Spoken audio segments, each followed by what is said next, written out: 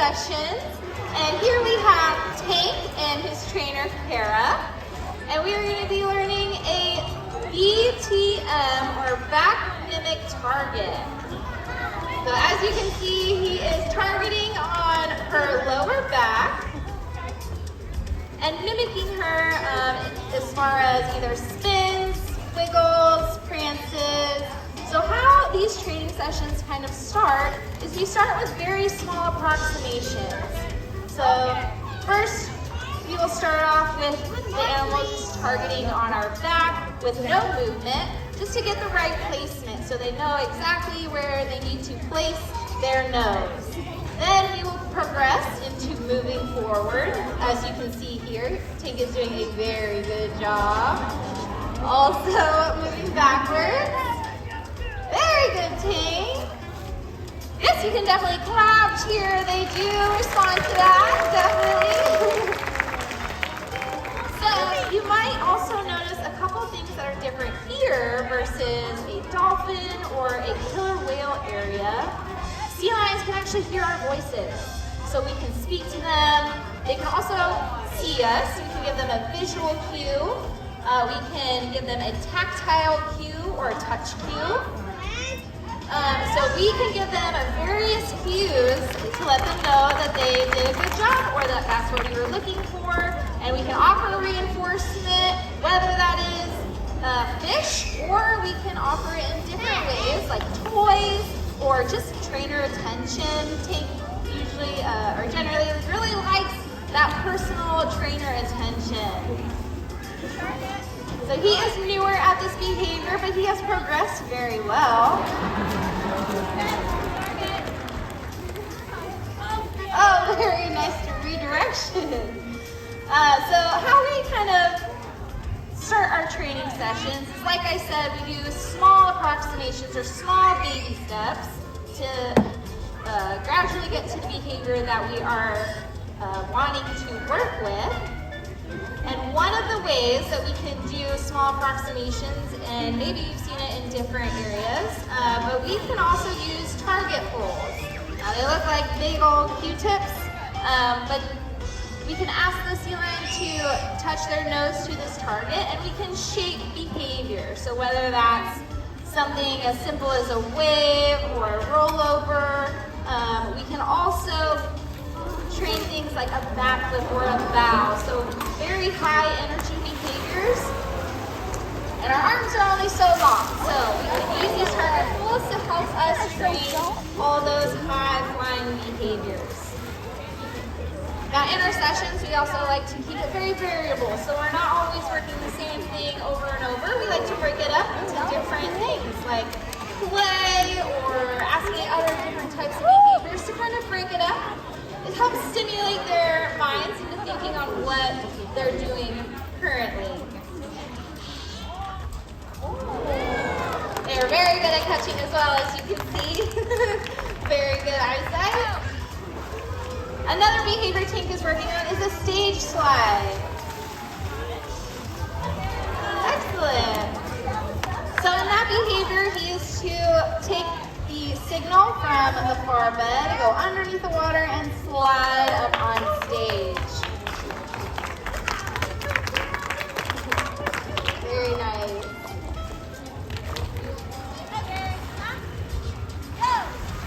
Perfect. So Tank did such a great job in this training session. So now we are going to move on to Diesel.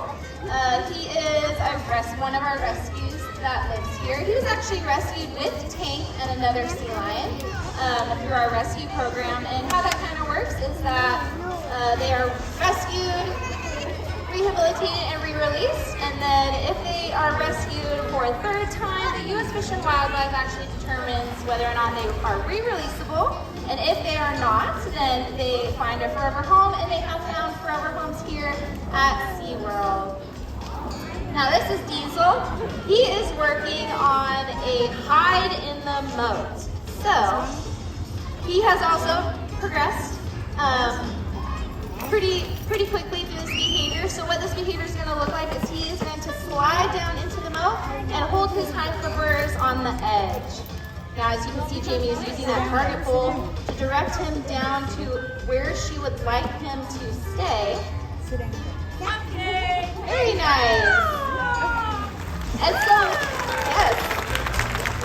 And so with training with the target pole, we will get to a phase where we will fade the target pole, so that way we can ask the signal and he will give the behavior without the target pole. So he is learning how to not rely on that target pole. It's very tempting, very hard. Excellent job! So as you can also see, Jamie was using a tactile bridge as well as a verbal bridge. We will use many during the session just to make sure that we're communicating correctly. You went blank.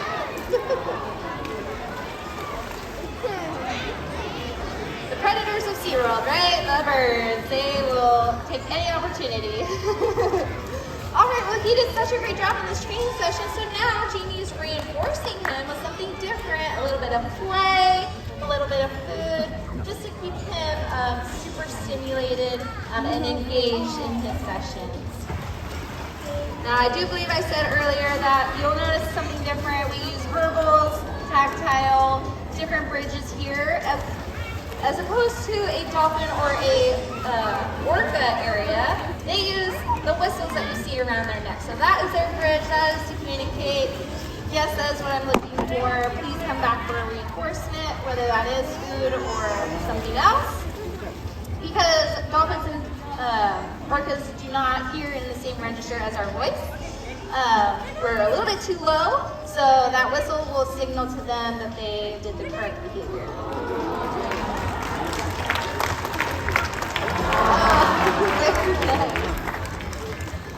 Excellent job, everybody. All right, so now we're going to move on to Kiawe, and we're going to be working a find it behavior. So with this, Dawn has two objects that one she's going to place and one she's going to hold. Kiawe's going to stand in front of her. She's going to say find it, and he will go find it wherever it is around the stadium. So we're going to get everything set up. She's going to place it where she would like it, and Kiawe is going to come right out, and she will begin this behavior. Now we start off, like I said, very small, very easy, just to get the idea, and then we will graduate to a harder location. So this is Kiawe.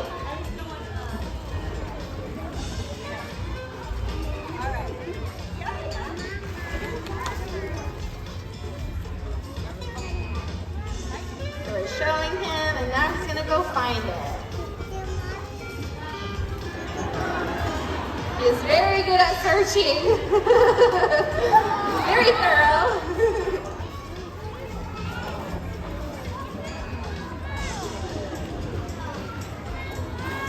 And during something like this, we will also give them verbal encouragement throughout, like, yes, good job, that's what we're doing. Oh, he found it! Great job, Kiawe!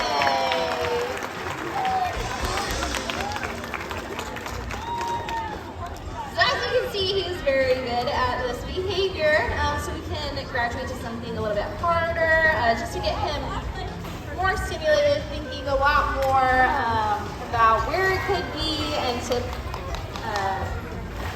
reinforce that searching behavior. So he did such a great job, so Dawn is reinforcing him with some play before we move on to the next finding. All right, now I'm gonna need some help, and I'm gonna choose a volunteer. How about you? Come on over here. So what you are gonna do is you are gonna tell Dawn where to put that frisbee. You can make it hard, you can make it easy. Put it anywhere. High, low. On top of the Coke machine, right next to it. Right next to it? Perfect.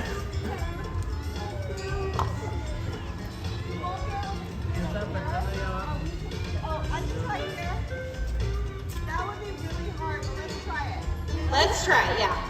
This is gonna be a hard one, but let's see if Kiawe can get it. Yeah, let's try it, all right.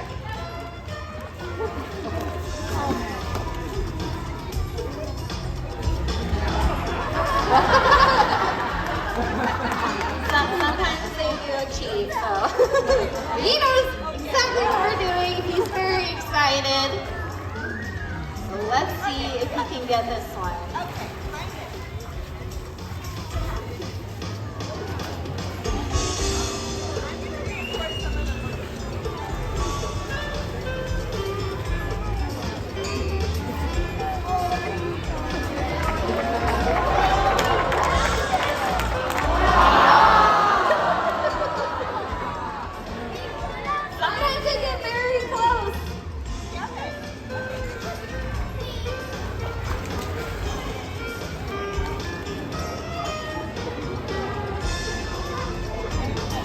Starting to look high, which is very good.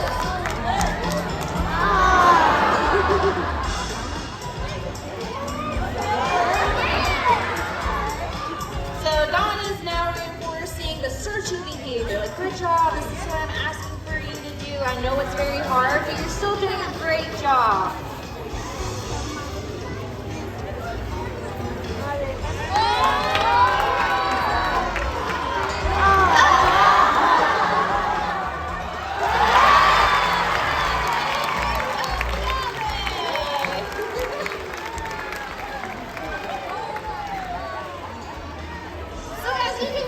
Training sessions can be very variable. They can look very different. Something very fun like a find it, or something challenging, a new learning behavior like a back target, or even a hide in the moat. Different training sessions.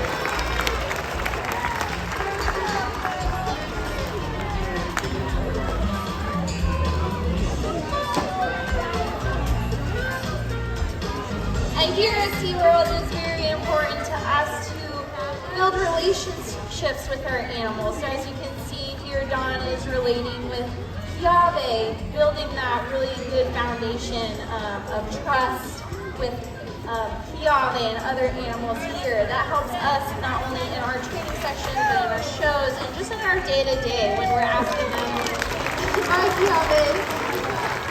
When we're asking them to participate with us in any type of session, whether that be a healthcare session, a fun session, or even a challenging learning session. All right, so that was the sea lion portion. So now we're going to move on to the other animal that lives here at Sea Lion Otter Stadium. It's our Asian small-cod otters. So we actually have 8 that live here, all in pairs. Male and female pairs. And so right now, Jamie and Cameron are going to be bringing out Sun and Dessie. Sun is the female, Dessie is the male, and we're going to be working on some husbandry or healthcare behaviors with Dessie. And then we're going to be learning with starting with a learning behavior with Sun. So with our husbandry behaviors, we are asking our animals to participate in their own healthcare voluntarily. So whether that is a voluntary blood, whether that is, for instance, in otters, just checking their tails, making sure there's no scrapes or cuts or anything like that, checking their teeth for good dental health, checking their eyes for any visible signs. Oh, here he is. This is Dessie. Check their eyes for any abnormalities or anything like that. So here we have Dessie. He is an older male. He is 16 years old, and otters usually live to be around 10 years old, so he has well past that expectation. And with old age, just like in humans, you lose your eyesight. So Dessie has very limited vision, so we are working a lot with that small target pole that you can see in Jamie's hand. Looks very similar to the target pole that she was using for Diesel. However, it just does not have the little Q-tip on the end. It's just a normal piece of wood.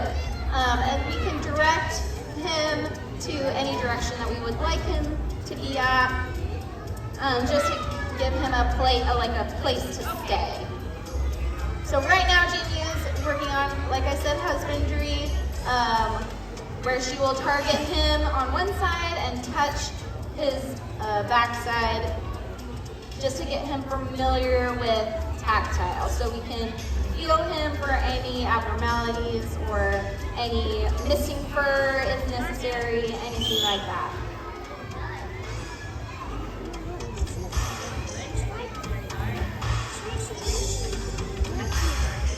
So he's very new at this, so there we go. Excellent job, Dessie. So especially when they're older, we like to maintain this just so that if anything does go wrong, we can get ahead of it. So they will learn husbandry behaviors when they're younger. That way they are comfortable and trust us, especially when they're older or when something is potentially wrong. All right, good job, Dessie. Very good job. So now we are going to move on to Sun, his partner. And she has been learning her open stop. So what that looks like is trainer behind that wall will send her through that small hole right there. She will come all the way to the end. She will hold up her paw and she will wait for a bridge from behind that wall to receive reinforcement. Now, since we are working on this, we can also offer reinforcement from the front. So someone will stand out here and kind of throw a shrimp if the behavior is correct, just to maintain that. Sometimes she has a hard time staying out here and waiting for the bridge. She's kind of like, and I'm done. So we are working on her duration, which is just the length of time that we would like her to stay out there before the bridge comes. So Jamie's going to be out here to work on that duration, and Cameron will be behind the curtain sending out Sun. See how good my aim is. Yes, we have to be very good at our aim.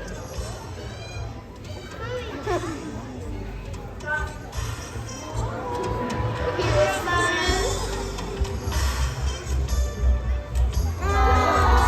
Very good. Excellent.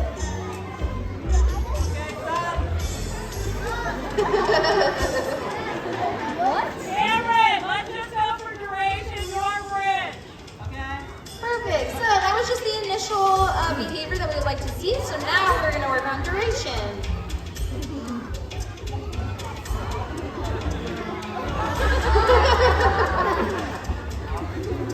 So with duration, we can work little by little. So we can extend the time a second longer each time to try and get that long length. You don't always have to ask for long length. You can shorten it or lengthen it as you would like.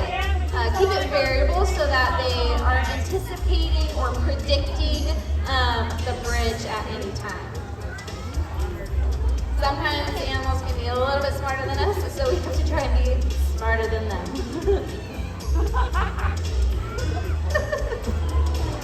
Oh my goodness, done!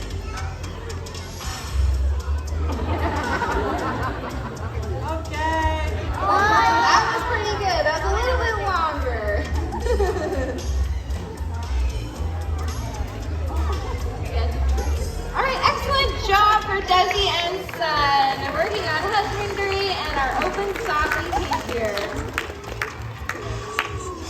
Now here you also, if you ever come to our Sea Lion Spotlight, our next one is going to be at 5 o'clock. And we also have a Sea Lion up at the glass at 3:30. Those are going to be our next programs. You'll be able to see a lot more behavior, but you saw a lot here. Would you guys like to see more spectacular behaviors? Excellent. So let's take it away.